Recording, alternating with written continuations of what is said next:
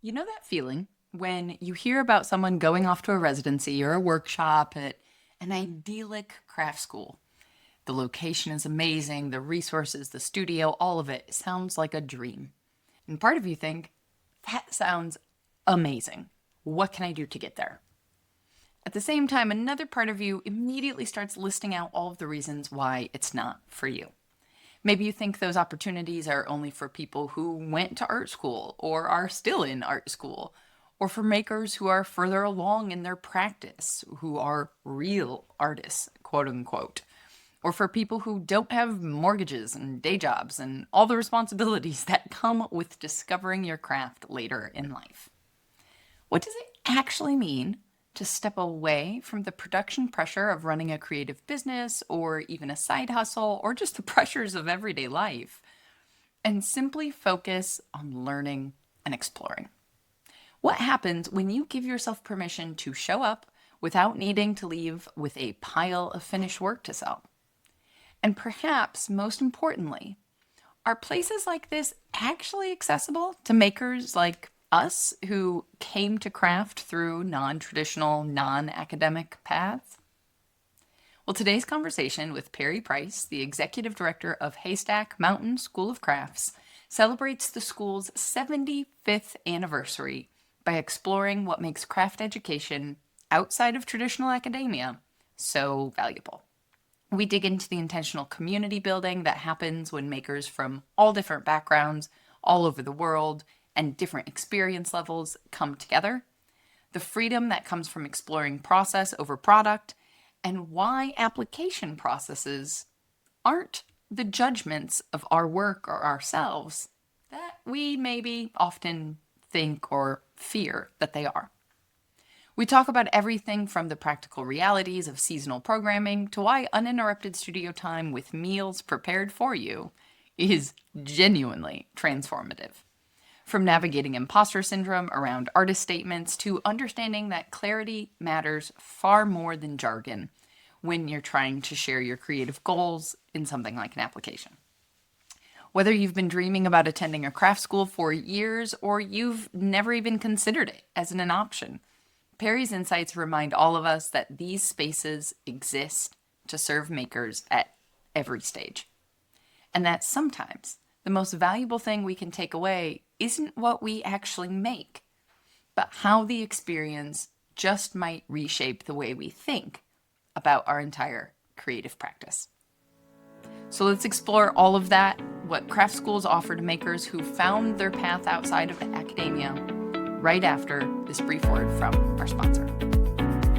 This episode is sponsored by The Community, your creative business support system with over 100 makers from around the world.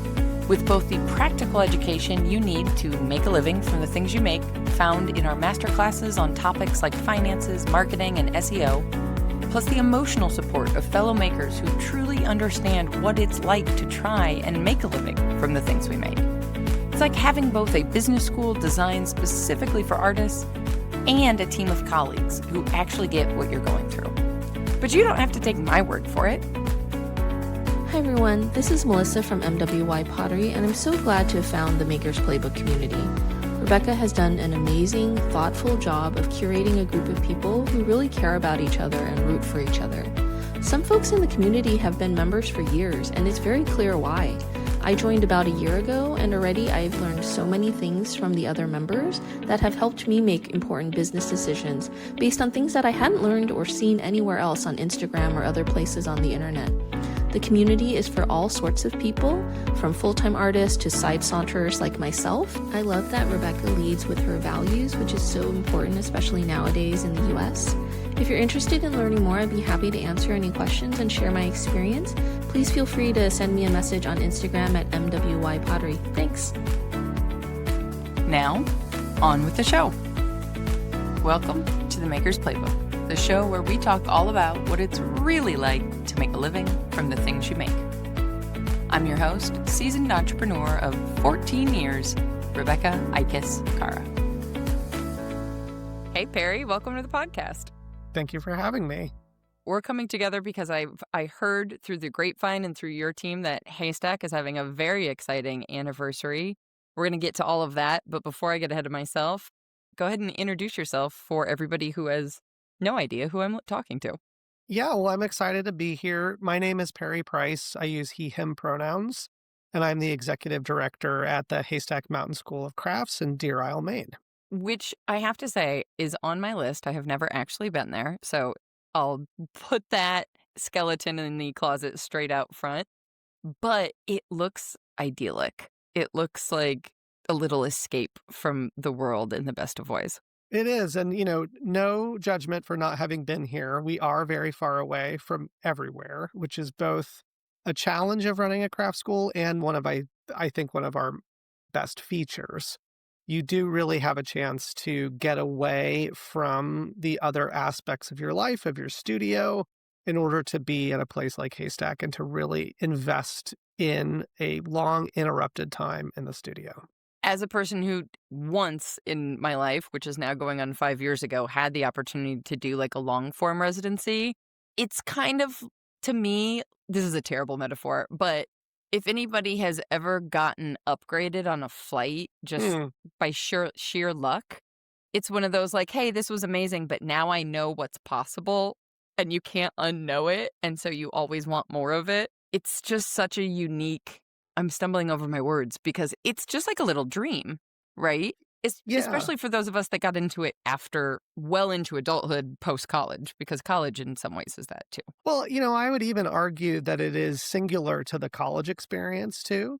Even for those folks who have the privilege who have been in an academic program or are a practicing professional artist who maybe has access to their studio 24 hours a day, being at a place like Haystack or other craft schools or other residencies truly is singular to your everyday experience.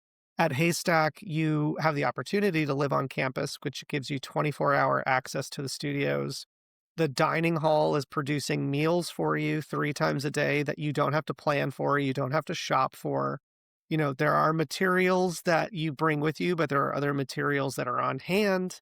You are surrounded by other individuals. You are in a cohort of other people who are so excited to be there along with you. So I would argue that even if you have a taste of that experience in other places, there truly is nothing like being at one of these craft schools for yourself. 100%. I smiled so hard for people that can't see us when you said the meals, because my one experience of a residency is, as people who have listened to the podcast will know, is in Italy. And it goes without saying not having to decide about food. I mean, I think we underestimate just how much of a decision making, like how much of our brain energy goes towards thinking about groceries, thinking about running errands, thinking about what you're going to eat, forgetting what you're going to eat if you are in flow in the studio and Right. wondering why you have a headache, you know, all of these things. Yeah, just being an embodied person and being in the physical studio is both what we really love about the craft field and what we are doing as an artists who are thinking about materiality. But it is, keeping that embodied experience moving takes a lot of effort, and we do take it for granted. Yeah, it's just why adulting is so hard. But I'm going to get off that as it makes me think about all the things I wish I didn't have to do on a daily basis. How did you get involved with Haystack? That's an excellent question.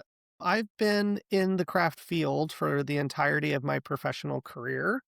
I, like many people, had a very early experience with a craft discipline. For me, it was I had a family member, an aunt who was a potter, who introduced me to this field. But at the same time, I come from a family of engineers, and I think it was probably an expectation, or let me put it another way, a surprise when I wanted to study art history instead of engineering. When I was young, I really thought I wanted to be an art conservator. I thought that that was going to be the place where art and engineering were going to come together. I had an absolutely transformational experience as an undergraduate working as an intern to an objects conservator at an art museum.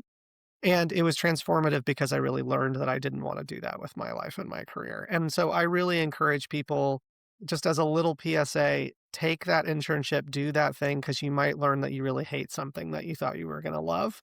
So when I learned I didn't want to be an art conservator, I kind of started casting about in slightly different directions. And I ended up in museum and cultural work. Again, really focused on the field of contemporary craft throughout that process. But I went to school for museum studies. I was focusing on outsider art, folk art, contemporary craft, decorative arts, and design. I started as an exhibition designer and then I became a curator. And then I've slowly moved through the administrative ranks of these cultural institutions. And then the other shorthand that I like to use for my career is I've slowly become more people focused and less object focused. A lot of the things that I was doing before were around collecting and exhibitions, and then they became increasingly about education and about supporting the individuals who are on that side of the equation in cultural practice. So when the opportunity to lead Haystack came about, it was, for me, it was a no-brainer. I'm glad the board agreed that I was the right person to bring in and lead the institution. It's a very intimidating statistic, but I'm actually only the fifth executive director that Haystack has had over its nearly 7.5-decade history. It's an honor and an exciting challenge to lead this institution.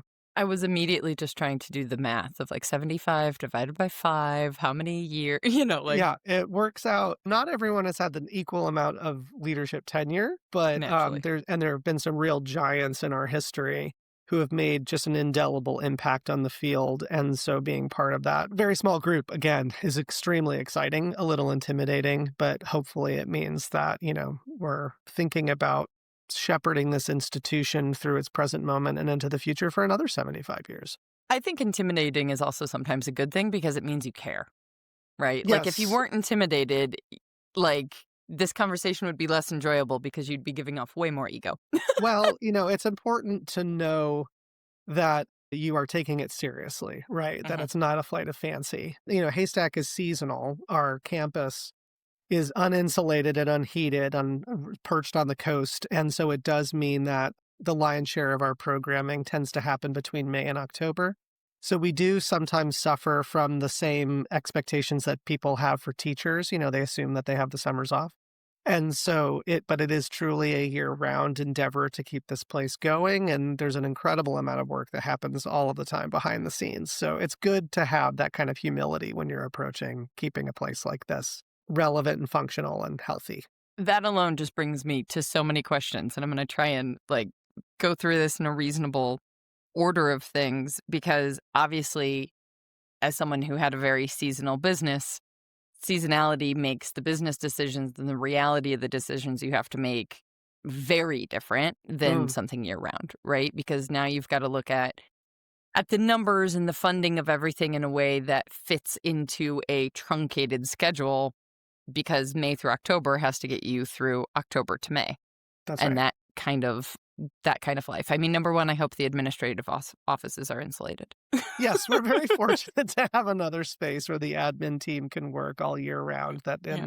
in Maine winter is, the driveway's plowed and the heat is on.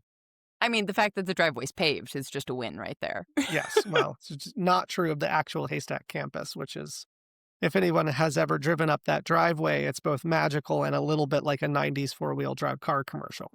Okay, as somebody who used to actively ride four-wheelers in the 90s and early 2000s, there's just a lot of very specific visuals that works for. So, for people who haven't, I maybe got ahead of myself already. For people who have never heard of Haystack in the first place, how do you describe it to them aside from our idyllic meanderings that we've already done? Yeah, well, Haystack is a seasonal studio craft and art education school. As I mentioned, it's on the coast overlooking at the Atlantic Ocean in mid-coast Maine. We're on Deer Isle. When we were founded in 1950, we were in another area of Maine, the Liberty, Montville area of Maine. And then we relocated to our current location in 1961 on the campus that I think a lot of people know Haystack for, which was our mid-century modernist Edward Larrabee Barnes designed campus. And we have been a seasonal workshop-based craft school since that first summer of programming in 1951. We have a lot of pedagogical influences. We were very influenced by Black Mountain College and the Bauhaus before that. We were one of a number of craft schools that kind of developed in the early days of the American studio craft movement. And we were always a very experimental form of art education. We have no standing faculty. We have no matriculated students. It's entirely a workshop model where students come, and I shouldn't even call them students. We have participants who come from all over the world, all over the country, and from all different points in their creative lives to work in a cohort with other individuals and with a faculty member who is leading them through some type of an exploration. We have studios that are dedicated to ceramics, to small metals and jewelry, to fiber, which can cover everything from weaving to basket making to natural dyeing, a wood studio, a hot shop, which half the time is blacksmithing and half the time is glass blowing.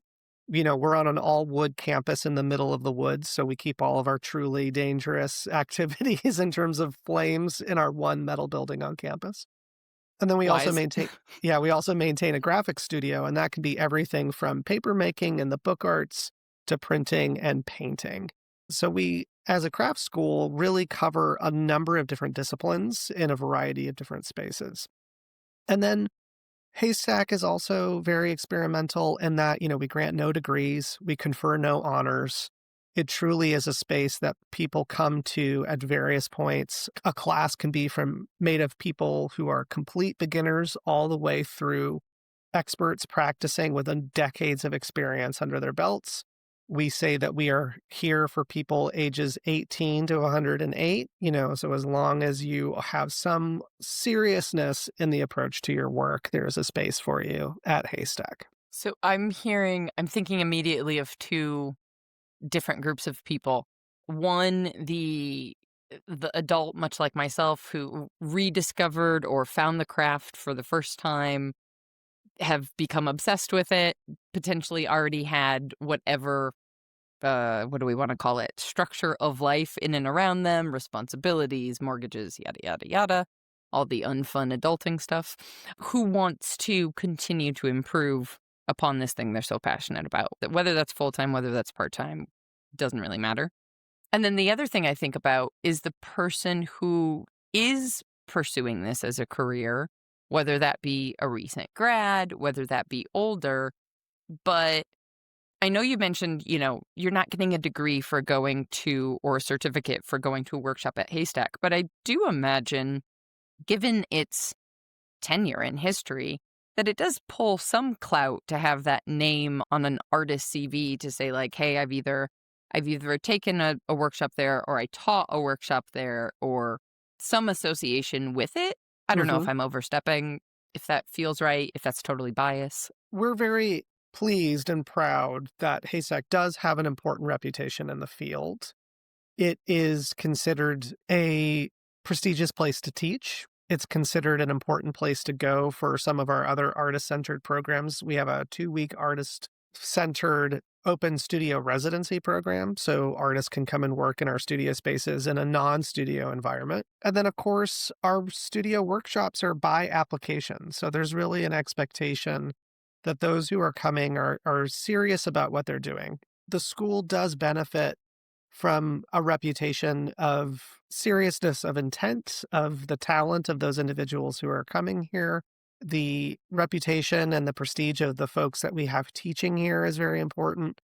But I also think that despite all of those very heady, wonderful things, there is a bit of a utopian vision that we do sometimes have to contend with at a place like Haystack, that this really is also a very important place for community building. And so we talk about how our mission is to connect people through craft. And so even though there is, yes, a reputation for seriousness and a reputation for the school being very prestigious and the folks that we attract and the people who we teach and the people who we have teach, there is also a real commitment to the idea of building community among those individuals who come. And that is an extended community well beyond Haystack's campus. Those individuals who go back into the world take a little bit of the experience of being at Haystack with them and hopefully continue that opportunity for community building where they happen to be. They're very proud of the reputation that the school has among its participants and among the broader field. But we also really spend an inordinate amount of time trying to make sure that the experience that you have while you are at Haystack is enriching, is the opportunity to create community together, and the importance of that to one's creative practice. One of the things that I think could be overlooked sometimes is that the individuals who are at Haystack during any studio session, so any 2-week period of time over the course of the summer, that is a particularly unique cohort that will never Mm. be repeated, right? Those faculty members who are teaching in the studios at that time is singular to that moment in time. The participants who are in those studios are singular. And then, of course, whatever the weather happens to be doing or whatever the community happens to be at that moment creates really an unrepeatable experience of being at the school. And so that Haystack experience hopefully is as seen as unique and as special by those of us who are witnessing it happen as much as the people who are creating it while they happen to be at the school. And so that kind of complete turnover of people, that complete turnover of faculty is reflected in a lot of different ways. So the studios are kept as blank slates. There's no exhibition posters from the 80s hanging in the back. There's no demo pieces hiding in the rafters. It truly is a space that cohort creates for themselves as they are thinking about what they're studying and their approach to community at that time. And then when they leave, the staff kind of comes through and resets the whole thing so that the next cohort comes in and have their own opportunity for community building, their own opportunity to create a singular experience. And that kind of happens over and over and over again over the course of a season. No one will be surprised at my level of excitement about talking about community here. It's like my raison d'etre. And it's fascinating to think about this dual, I don't know what the word is I'm trying to think of, dual experience, for lack of a better word, in terms of in one part, you're having an absolutely unique experience that will never, ever be repeated again. Mhm, And in another part, you are now a part of a larger group of people who are in some way connected to the Haystack School of Crafts mhm. and this 75-year tradition, if you will, of craft in general at large. And those two things are almost disparate and united in a way, which is just fascinating. I don't actually have a question. I'm just like, oh, this is really interesting. Well, one of the things that I think is also to add to that is the campus, the architecture of the campus being so singular and I keep using that same adjective. I should probably come up with a better one. But even the experience of being at the campus is its own part of this community building. The way that Barnes designed it, where these studios are close but separate from one another, the housing is quite rustic. We call them sleeping cabins as opposed to anything else. It really creates an opportunity that the individuals who are there are in close proximity to each other all the time. Mm. And so it reinforces this idea of spending time with one another while you are there, but then it puts people in touch with others who have already gone through the experience. I've really marveled at the number of times I'll be wearing a Haystack hat or t-shirt out in the public, and I will be nowhere near Deer Isle, walking through an airport or, at some other type of public space. And that logo and that name is instantly recognizable. And not just because of the people who themselves have come. The number of people who have said to me, oh, I had a family member who went there in the 70s, or oh, I had some teacher who had talked about the opportunity to go to Haystack. It does create a really incredible continuity. And I think that even if you only have a chance to come to the school once, and we hope that everybody has a chance to come to the school at some point in their creative lives, hopefully it becomes kind of a really important catalyst and you have a chance to see it.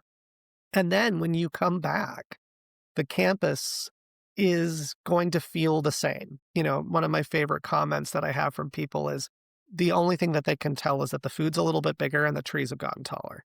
And that is okay with me. We do want to have an experience that feels like it is the continuity of something that is valuable, as opposed to thinking of it as constantly being reinvented.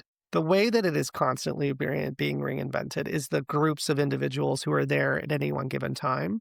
But the overall structure of the school is to facilitate that reinvention as opposed to the school itself being something completely different every time that you try to engage with it. I'm really fascinated about the idea of what you're calling sleeper cabins as somebody who has lived in intentional community at least once and almost twice. I mean, part of why I was so attracted to a residency program 5 years ago was also this idea of like we were all living in the same house together, sharing meals and all of this kind of stuff. Now, of course, unless you have made it part of your mission as Haystack has, sometimes people are coming for that reason. Sometimes people are coming because of the teacher that they greatly admire. Sometimes they're coming because why wouldn't you take 2 weeks off of your life if you could to go away somewhere beautiful and fabulous and have amazing meals prepared for you and play with clay? I mean, it's not a hard sell if you're able to. But the notion of the physical structure leading people to actually be in community. And I realize the irony of this coming out of my mouth as someone creating a virtual community space. It's just a fascinating, wonderful idea. People are talking a lot these days, I think, about third spaces, right? Those spaces outside of home and work. And what you're describing to me is also creating third spaces within Haystack in and of itself, outside of doing the work and then kind of running away to your own little space. Yes, and it's interesting to hear, and it's interesting to think about that because when the school, as it is currently configured, was designed in the late 1950s and was opened in the early 1960s, the idea of community as it would be supported by one's physical environment is a little different than it is today. The idea of thinking about personal space, the idea of thinking about how many people would be in an environment like that. At Haystack, you have the studios, which of course is a huge part of one's experience of being at the school. Then you have the dining hall, which becomes kind of the creative commons to the entire school. It's where 3 meals a day are held. It's where the fireplace is. It's where people hang out after hours. There is coffee and tea and cookies available 24 hours a day.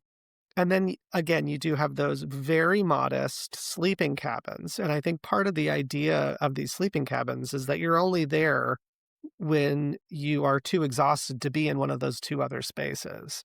And then there's another space that we haven't really acknowledged at Haystack, which is the natural environment. We are fortunate that the school is in a relatively isolated and incredibly bucolic and beautiful natural environment. The school is tucked within the granite ledges and the spruce forest that the coastline that we currently have is comprised of. And so artists are really encouraged to not only be in their studios, but also to be in that natural environment, to explore the coastline, to go down to the water and swim and get honked at by lobster boats that are going by. There's this opportunity not only to think about your experience as being in the studio, so thinking about this other space, but Haystack has within it, these communal spaces, but then these other spaces where you both can be in community and in isolation, but in the natural environment. That sounds brilliant. I'm already like, sign me up. Let's go. I mean, we are talking in late November, so maybe I'll see you in a few months. I've got enough winter in Wisconsin. I don't need more. The experience of being at Haystack in December or November is very, very different than the being here in July. But actually, what we were talking earlier about the seasonal nature of an enterprise, one of the things that I do think that Haystack benefits from culturally is because the campus itself is only open from May to October, is that there is a rhythm and a seasonality to the activities that happen within an institution. And I think it's also valuable when you think about there is a time to be at the school and then there is a time to not be at the school, right? There's lots of different models. I think about this when I think about my experience working in museums, where you might be working on an exhibition for years and you'll be working on multiple exhibitions over the course of many, many years. And there is something slightly bittersweet to when an exhibition actually finally opens because, yes, the public gets to see it. You're doing programmatic activities. You're doing all of the educational outreach that you've been wanting to do for the last 5 years. But at the same time, part of your brain is already kind of like, well, that's done and dusted. I got to think about the show that's coming up like in the next 4 months, the one that's coming up after that. It's not that we aren't also thinking about programmatic activities at Haystack years in advance, but there is also this wonderful experience of being able to engage in the season for that moment in time because you know that it is fleeting and you know that all of the effort that's gone into it makes you kind of, appreciate the fruits of your labor, even though you, of course, are thinking 2, 3, 4 years in the future as well. That makes me think about something we talk a lot about inside of the community, our virtual membership, in the idea of quarterly planning. Now, I Mm, talk about it in a very like pragmatic business sense, but I think it can apply in general to our lives, to our making practices. And it's just this notion of intentionally giving yourself moments of pause on a regular cadence. That's not once a year, right? As we come up upon, we're all already in holiday mode and thinking about the new year, I'm sure. Sure, January 1 is a perfectly fine time. Other people think about September, start of school time. But once a year is a very big gap, mhm, right? And we as humans typically have very short memories in terms of like you're only thinking about how you felt about what happened in the last few weeks or maybe the last month or two, and not unless you take really great notes or have a fabulous journaling practice. Reflecting upon the entire past year and thinking about the entire next year can be really difficult. Not to diminish like goals and long-term vision and whatever, because all of that has a place, obviously. But 90 days seems to be this little sweet spot where it's a short enough period of time to have a sense of urgency around, maybe a big project or something, but it's also a long enough period of time to actually give yourself time to move forward on something, to let something percolate, to do some research, to start, to stop, to try again, all these types of things. And it sounds like just in a very natural way, as dictated by the surroundings of where Haystack is, you've built that in not only for the students, because I love this idea of there being a time to be at the school and a time away, but also for your team, for the administration. Because to your point, from the museum standpoint, sometimes, and I'm sure anybody who is listening during their day job and dreaming of getting back into the studio, most jobs are just constantly go, go, go, repeat, repeat, keep going. And we don't have any of the seasonality, right? yes, well, I hate to be the person who dumps cold water on this idea of too much seasonality, but one of the things that we have to think about from an administrative point of view actually is that same challenge and that same Mm, bandwidth. And so, yes, the work changes very significantly, and the intensity of that work and how we do that work definitely changes seasonality. But many times, we make the analogy of running the school a little bit being like that duck or that swan that just seems like it's gliding on the surface of the water. And then underneath the surface, its legs are just going a million miles an hour, right? fair And enough. so Yep. we do, there is the opportunity to do that. But, the other side of it is that there are these kind of moments within the calendar year that are kind of like one-way valves, right? So we plan for the whole next season. We put all of these things into place, and then you pull the restraining bolts out of the way, and you just see where that railroad card's gonna go, right? Yeah. So there's certain things that you can course correct in the middle of the process. There's other things that you really just have to kind of take on faith and see where all of your planning takes you. Hmm. And so there's a fine balance to that. And the seasonality, while it does allow you to kind of think about doing certain things at different points in time, I think one of the things that we should acknowledge that is a challenge to that is that sometimes, to your point about remembering decisions that you made 9 months or a year ago versus 90 days ago, sometimes there are certain things that you just kind of you put it into place and you think to yourself, well, we're just going to have to see how this one plays out, right? And so one of the things that's a challenge for a school like ours is that the opportunity for a feedback loop can sometimes feel exaggeratedly slow, right? Something that we learned from the 2025 season as an opportunity for improvement or changes or things like that. Sometimes we can't put them into place until 2 years later at the earliest, right? A nonprofit has already gone through a laborious budgeting process for the next year. There's fundraising targets that we have to meet.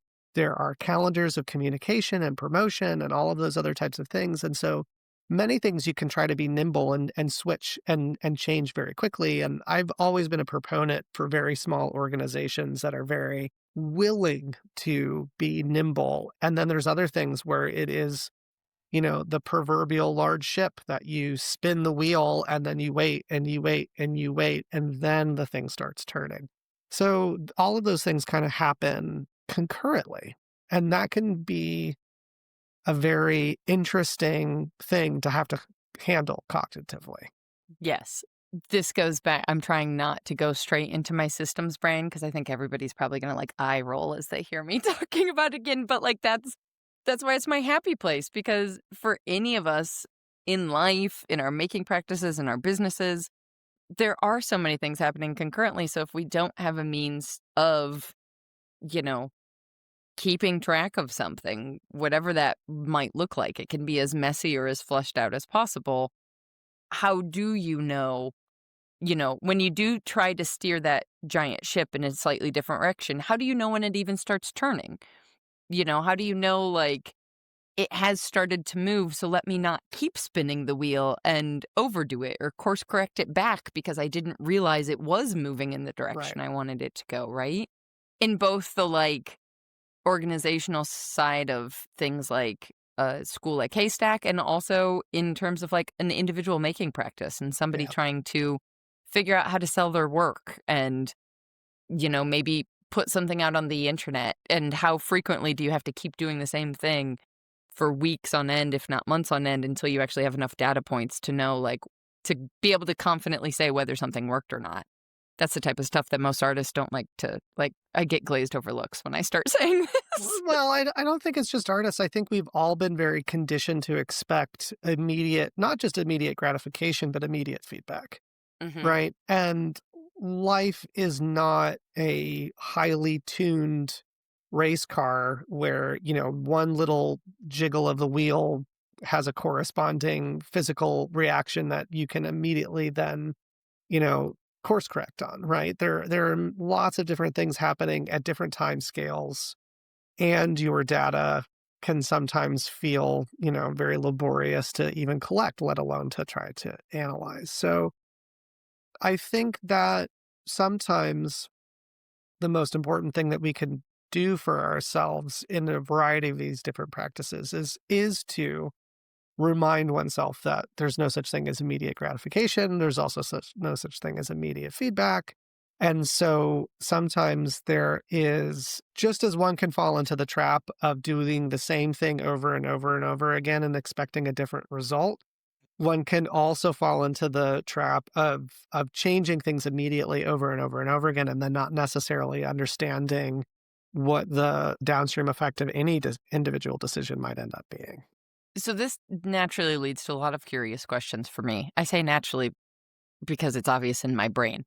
This might not be natural, but just curiosity. And also for anybody thinking about attending or wanting to teach also. Mhm. How far out do you guys have to plan in terms of either, let's take both tracks, tell it however is easiest for you, the track of the teacher and also the track of an attendee in terms of what they need to plan for to be able to come be a part of Haystack?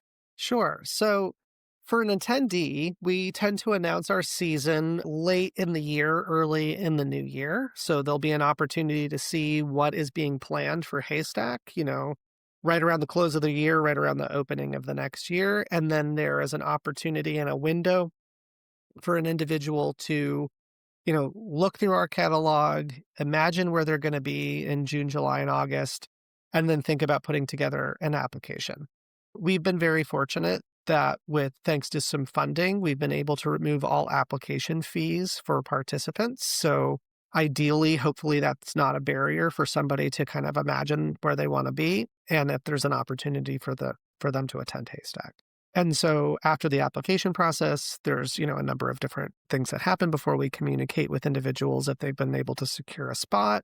And then you go through all of the logistical concerns of how are you going to get here? How are you going to pay your deposit, invoice, all of those different types of things. For faculty, it's a slightly more complicated and longer term process. We usually are in negotiations with those individuals who we'd like to come teach, usually for 2 summers away, right? So we know ideally who's going to be teaching next year. For as much as possible, we want to have that planning done on the earlier side. We know things change, we know commitments change, things happen that we need to be responsive to. And so it's not always helpful to have those things planned so far in advance that they've locked you into something that you can't adapt or you can't respond to something that might be happening or important or trending in the moment. But for faculty, we try to work through a process of identifying those artists who we'd like to teach, talking to them about what it might look like, what kind of a class they might put together, and then going through various planning and vetting processes before any of those individuals would then be announced. So that process, is usually at least a year, most likely 2.5 before you ever step on campus and actually teach. And for those interested in teaching, there's a number of different avenues in order to express that interest. We have a spot on our website where someone can submit a teaching proposal. But we also do an incredible amount of work out in the world, talking to artists, looking at what people are teaching in other places, looking at what people are exhibiting, looking at what they are doing in a variety of different avenues for teaching. We don't only focus on those artists who have teaching experience, especially in an academic environment, although we have many. But we are looking for artists from all different parts of the field, self-taught artists, artists with very limited teaching experience. And that is because we really do think that there is different opportunities for a teaching role at a place like Haystack in that, there's not grades. There should be a syllabus, but there's a lot of different things that can make for a really impactful teaching experience. And so we're constantly out there looking for the right voices, and especially those voices who have had less of an opportunity to have a teaching role at a place like Haystack as we are building our calendars for the future. I love that so much because I have always, well, okay, maybe this is just a chip on my shoulder. The need to absolutely have an MFA in order to teach in any kind of structured, quote unquote, the traditional environment. I'm going to use the word fascinates me. That's a very kind verb that I can use because there are so many people who have so much practical knowledge, right? Like Right. working craftspeople who might not even have a bachelor's degree, right? I'm thinking of, completely biasly, I'm thinking of my husband who studied clay in the very traditional apprenticeship way of studying under a master craftsman. Mhm. And the production skills that come from that are something that are not always taught on the traditional academic higher education level where we're thinking about capital A art, right? Or even now, I just recently spoke at Loyola University for a photography students in terms of professional practices. But when I was in school, professional practice courses didn't really they were here's how we design your resume and put together a portfolio so that you can go in person to this interview and physically open up this literal portfolio body of Mhm. work, right? And it's exciting to see those things change, but I also just think the opportunity Haystack provides is another exciting route to get more voices out there that, that it's academia is a very specific system with, a lot of requirements to even just get the resume on the pile of options, let alone into it. Yeah, and I think what's really important to remember is that Haystack and other craft schools like it exist within a larger ecosystem of arts institutions that does include academic departments and academic environments, but it involves many other ones as well. And so, as part of that, we contribute to a larger community and a larger way of thinking about art education. I Mm. will say, though, that I think one of the most important things to consider in a person who would come to Haystack and teach is that one has to remember that you are teaching in a very finite amount of time, in a very finite studio, and you are teaching a cohort of individuals who one should assume is coming to this with every variable possible point of view and background and level of experience. And that can be incredibly inspiring, but it is also a very challenging teaching environment. You Oh, know, yeah. it's not for the faint of heart. You really have to be you have to be really interested in teaching. If you're only doing it in order to get teaching experience to go on to something else, you are going to have a real tough 2 weeks. Let's just put it that way. And so I think that it's really valuable in terms of finding other ways of thinking about education, thinking about training. But I also think that it's something that one has to be very committed to doing. And I wish I could tell you that we are, having 100% track record. Every now and again, we do have workshops that are more challenging for both the faculty and the participants than we would really like to always make sure happens with any type of regularity. But the other thing about this is that we have a commitment to being an experimental type of an institution. So the other thing that I would say about a place like Haystack is that this is not the place that you come to finish a body of work, right? This is not the place you don't come to a class and say, I'm working with so and so who's going to teach me how to throw these plates, and I'm going to fire 25 plates for my upcoming show or my upcoming sale, right? Because if it rains every day, man, your plates are not going to dry. If the kiln misfires, you are going to be really disappointed. And so a big part of being at a place like Haystack is giving oneself up to the experience. This is an exaggeration, but one should be willing to come to Haystack and leave with no finished anything other than the 2 weeks of experience, right? And what you take away from that is this real engagement with ideas, engagement with the group of individuals around you, and a dedication to trying things and experimenting things without necessarily holding out hope or of an expectation of production. And we say that for our residency program too.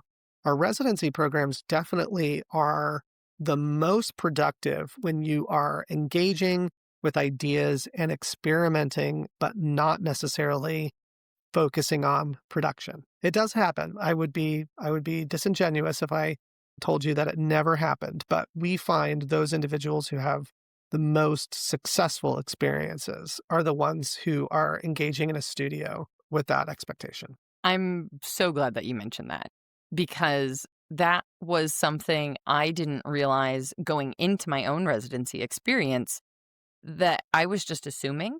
And maybe it's the like previously musician in me of like, oh yeah, we're going to practice scales, right? You have to work, and not even just in the very tactical improvement of the skills and the craft, but also in the like thinking about what you're making and having these conversations and being able to go deeper in just the ideation of things.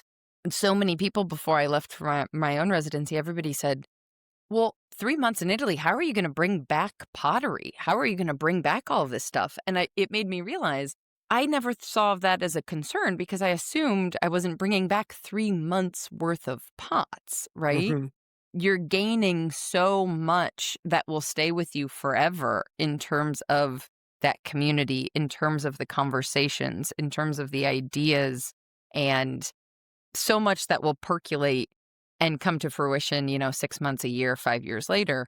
And it was interesting upon arrival to realize there were clearly a couple of people in our own cohort who were like, I am here to fire as much work as possible so that I can then sell that work so that that's how I'm fun. They had done the calculus or the math on how much the residency cost based upon how much work they would have complete to then sell. And there was definitely some tension of coming to that reality of what it did or of what that was or was not going to be, which, made me a little sad because it was like you have this amazing person to learn from.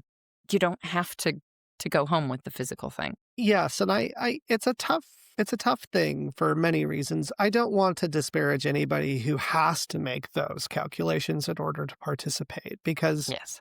the the reality is that these resources are not equally available or equally distributable, and there are many people who, in order to make the opportunity to participate in something, do have to make these calculations.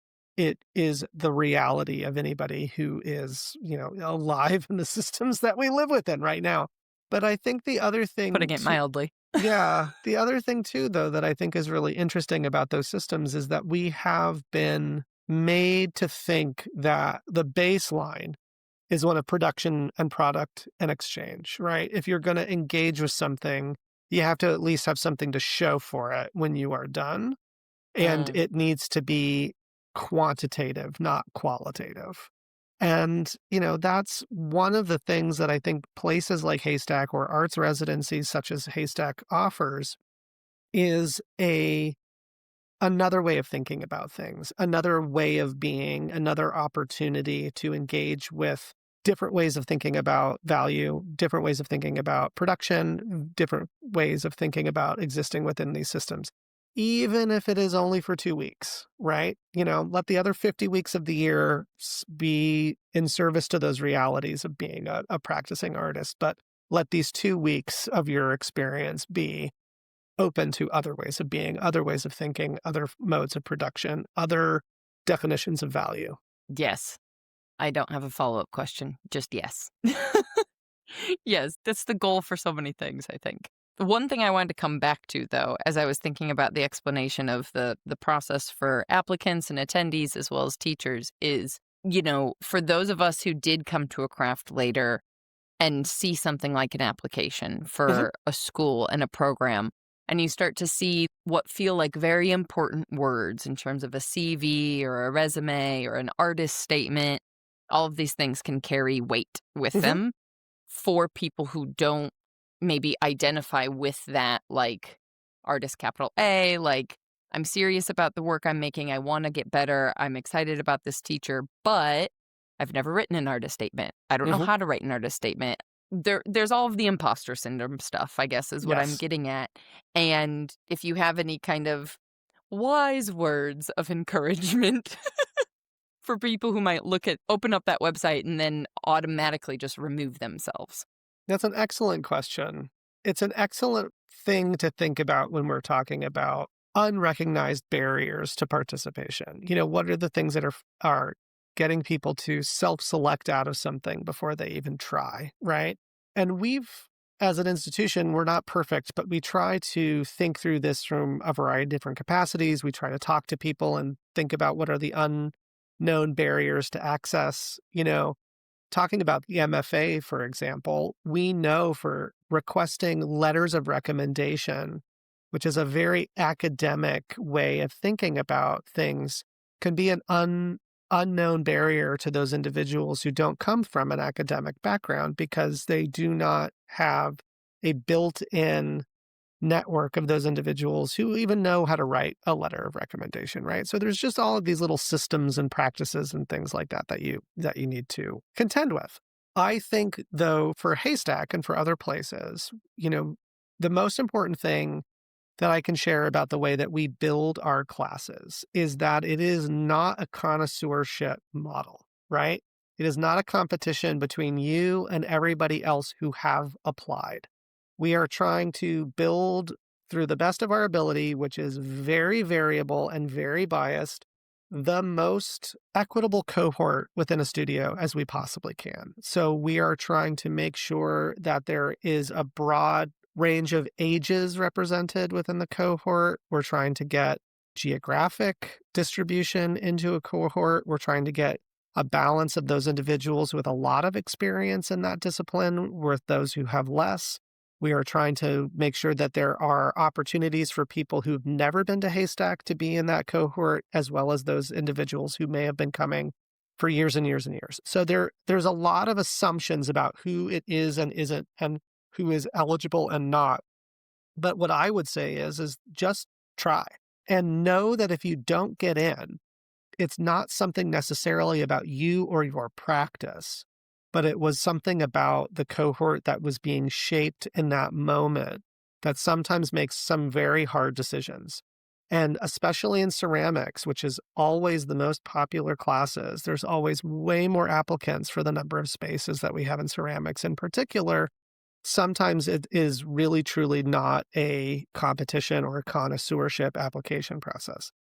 That said, some of the things that I think that are good recommendations is think about the things that you were asked to provide, whether it's something that you write or some type of a statement, from a point of view of clarity, right? You don't want to include jargony language. You want to be very clear eyed. You want to be able to explain yourself to somebody who is not necessarily up to their eyeballs in, ceramic discourse, right? You need it to be understood, and it needs to be something where you are not making an assumption that somebody necessarily knows what you're talking about. I had a mentor early in my curatorial career who said, if you can't write a introductory statement to an exhibition using just the words that are found in Charlotte's Web, then you don't actually understand the topic well enough to communicate it to anybody who's walking into the museum. Now, granted, we're not going to run it through a filter of what words are actually in Charlotte's Web, but the I mean, the AI, you totally right. could. Well, it could do that now. I don't want to age myself by saying how difficult that would have been when this advice was given to me, but the point being is that there is an incredible amount of value for how you communicate with clarity and without trying to obfuscate why you want to take a class or what the opportunity to work with a particular artist would do for your practice, So that clarity I think is really important. And I would also say that there are a lot of resources out there for artists to have their writing about themselves made better. There's an organization called Geeks, which is focused on contemporary stories in the glass community, but they have an incredible program where you can be mentored by writers about how to write about your artwork better. And so there are other opportunities that are available for people across disciplines, across categories of art that are made available to you. And so I would highly recommend that you not be intimidated by these things. You try to be as clear as you possibly can. You give yourself a little bit of an opportunity for ego death, that if you are not selected, it has less to do with you and more to do with, some of these other factors that might impact who gets selected for something.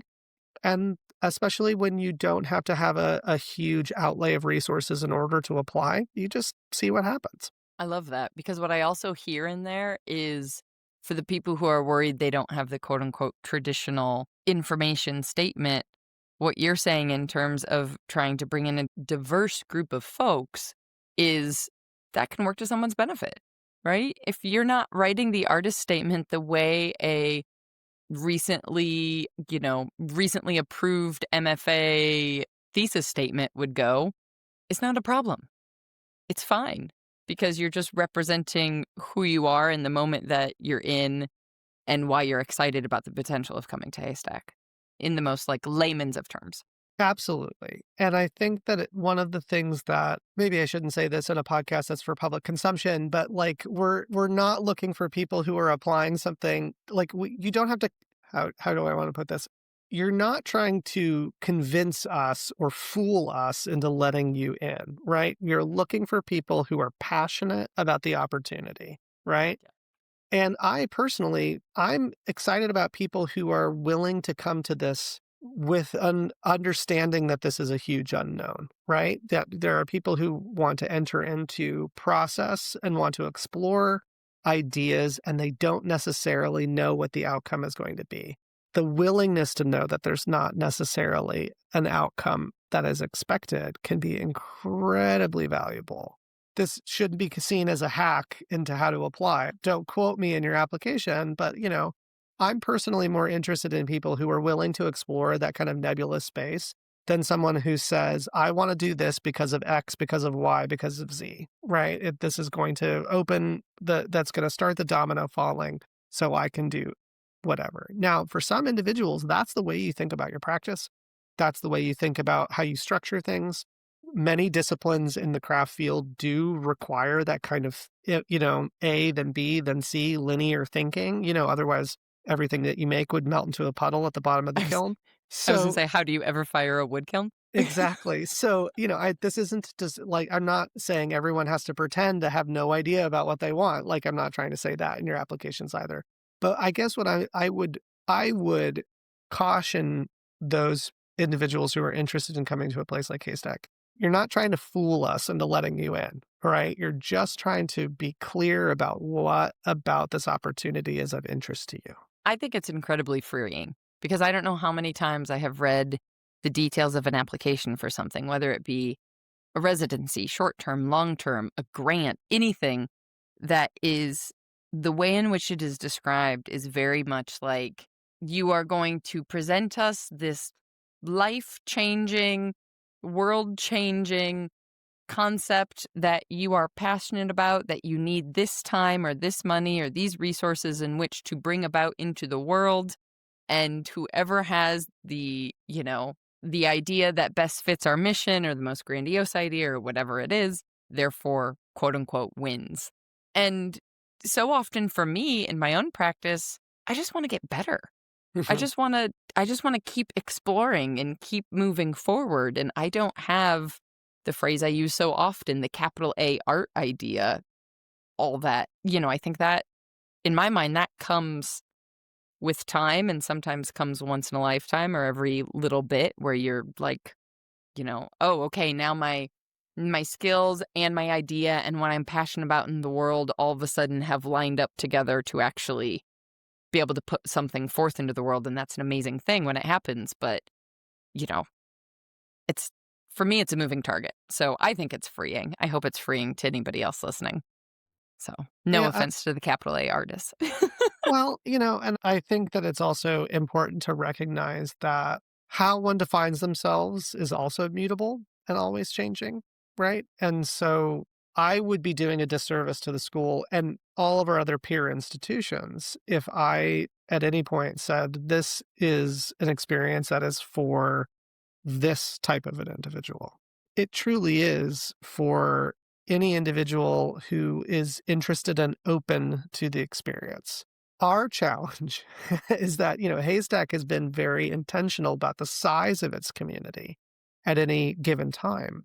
And there are times when there is more interest than we are able to sustain. And so I actually very much struggle with the idea of our programs being by application because I do feel like application has the connotation of competition, that it's if you are not selected to participate in a Haystack program, that whoever is behind the curtain reviewing those applications has found you wanting in some way. Mm. And I think that it is important to dispel that type of impression. We really are just doing our best to figure out, when there's 20 people together in this clay studio and they're working cheek to jowl and they're working 24 hours a day, and we can only make it accessible for this one period of time, what is the very small levers we can pull in order to create a good cohort and balanced cohort together at any one time? It is absolutely not for, we don't go through everyone's applications and say, okay, it's for the 20 people who've had the most solo exhibitions on their CV. Like there is absolutely none of that happening. But I also think they're all imperfect systems. There are other schools, there's other institutions that do it on a first come, first serve registration system, right? You got to be ready on that day at noon, ready to drop that class in your cart. Was God it noon help you. Eastern? Was it noon Right. Western? Your God internet went forbid. down. Yeah, God forbid that you don't have your credit card loaded. It's like, Your typing skills are slightly slower than the people 20 years younger than you. right. We're not Yada, talking yada, about yada. concert tickets here. This is Yeah. a very different type of a thing. It's all imperfect systems. And I guess what I'm trying to say is that don't let something's imperfect system be a value judgment that you hold about your own work and your own practice. I think that's good life policy inside and outside of Haystack, just like across the board. I want everybody to hear that. Like, wipe your hands off if you're in the studio, go back and hit back 10 or 20 seconds or whatever it is on your app and like re-listen to that again. Or I don't know how to pull audio out of a file. Don't like steal from us, but like just just print it out and put it above the mirror or whatever, because there's so many different moments in life that it feels like that, and the reality is something much different. I've had those experiences on the photography side of things well before clay, and even in college, even applying for, like, I don't know, to be a what is it? It was 20 years ago. An RA, right? It's like it Right. doesn't mean you wouldn't be good at the job or the thing. It was just there's all these other factors that so often we're not aware of. So Yeah, I absolutely. love that. What have and I realize we're coming up on time here. What or past it? What have we not talked about when it comes to Haystack that you wish people knew? Wow, I have to remember all the things that I did say about Haystack. One of the things that I think I want to make sure we take a moment to kind of talk about when it comes to a place like Haystack. We talked about the intentional community. We've talked about the experience. This will be another opportunity for me to plug how good the cookies are. I think there's a number of ways that people think about Haystack that I think are really valuable. There's other things that I wish people knew that we were doing more often, right? So we talked about the programming that we do in the summer. There's a lot of programming that we actually do in the shoulder seasons and over the winter that are for members of our local community and then for the state of Maine as well. And those are really, I think, exciting because they can become for those individuals who are within this relatively local geographic region. There are places where people can engage with the school and deepen their learning.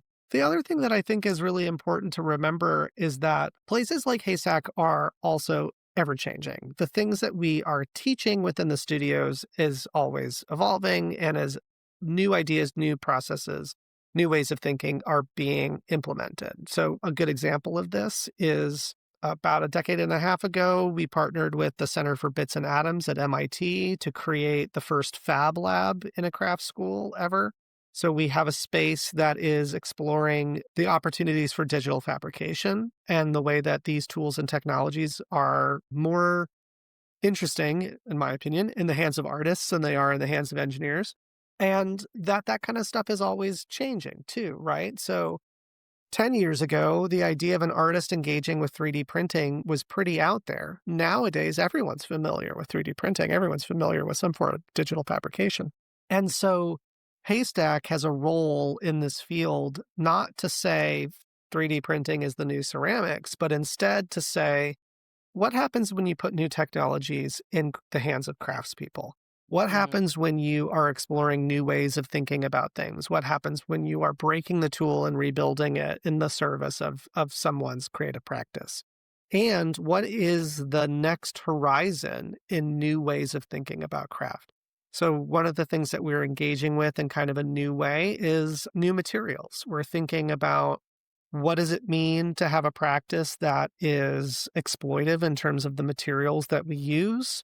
What does it mean to have ways of thinking about materials that are not, the classic stereotypical craft disciplines? What happens when you are finding places where these things rub together and change ways of thinking about things? So, what a thing I would also really want to highlight for about a place like Haystack is that in many ways we are a research institution. We're a place where, yes, you can come to learn how to throw on the wheel, but we are also a place where people are exploring, you know, how you are sourcing the materials that you use in your practice and what kind of tools and technologies are necessary to adapt in the way that we do that.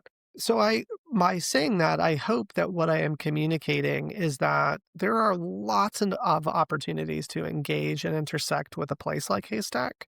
And I would hope people, open their imagination to what those opportunities may or may not be. Amazing. I could keep going for another hour, but that is not how much time either one of us put on our calendars, and I'm sure you have plenty of other things to get to. So it could be pretty obvious where to find more information, but let's say it for the record. Sure. So, our website, like everyone, is the place that everyone should go. You can search for Haystack Mountain School of Crafts, and it'll take you right to our website. There, you can sign up for our newsletter. You can follow us on social media. Those are frequently these days the best ways to find out what we're up to and what we're doing.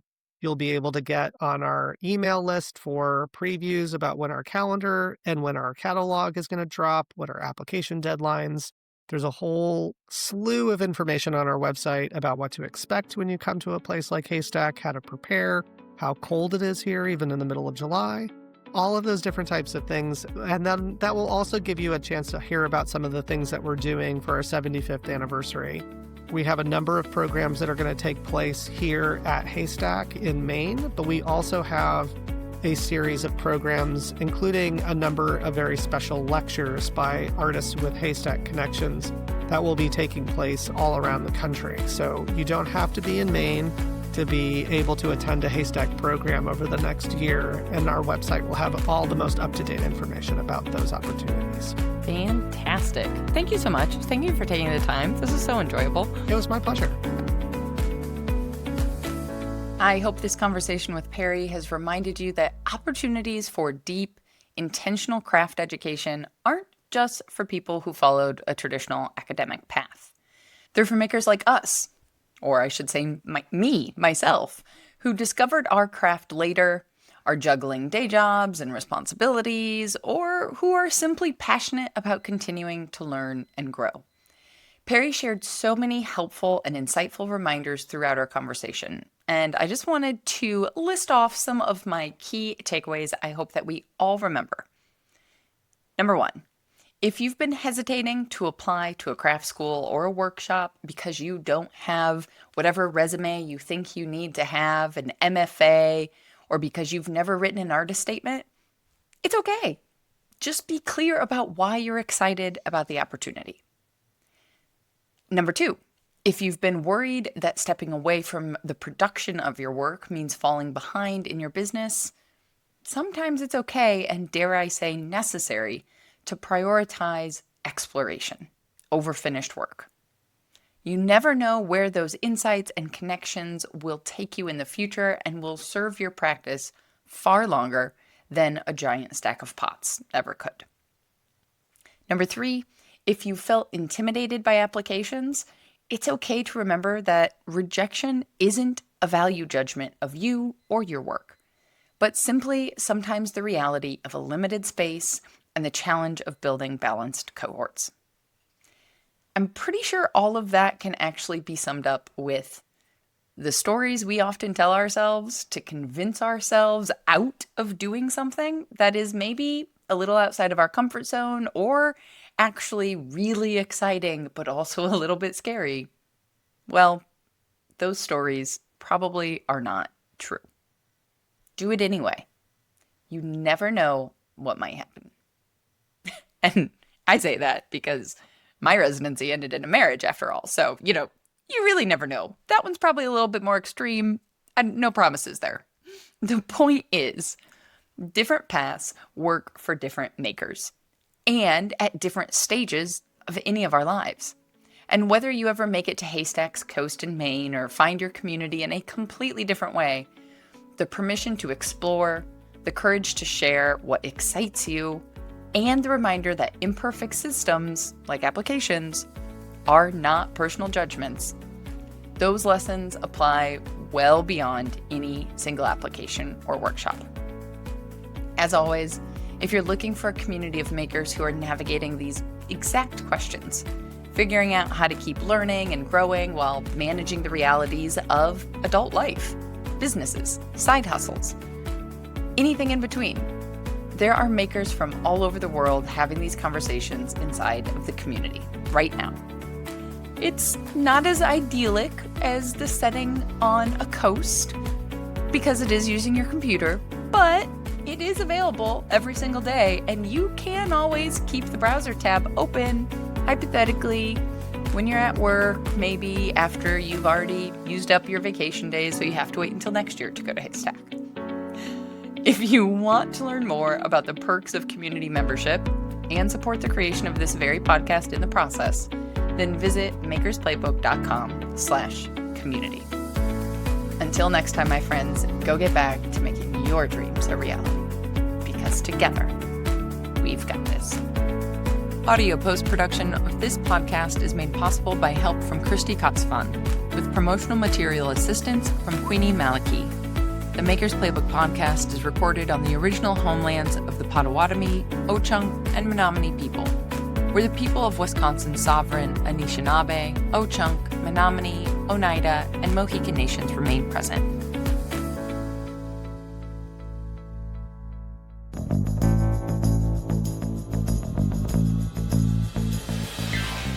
This podcast is a production of the Brickyard Network. To find out more about our lineup of ceramic podcasts, visit brickyardnetwork.org.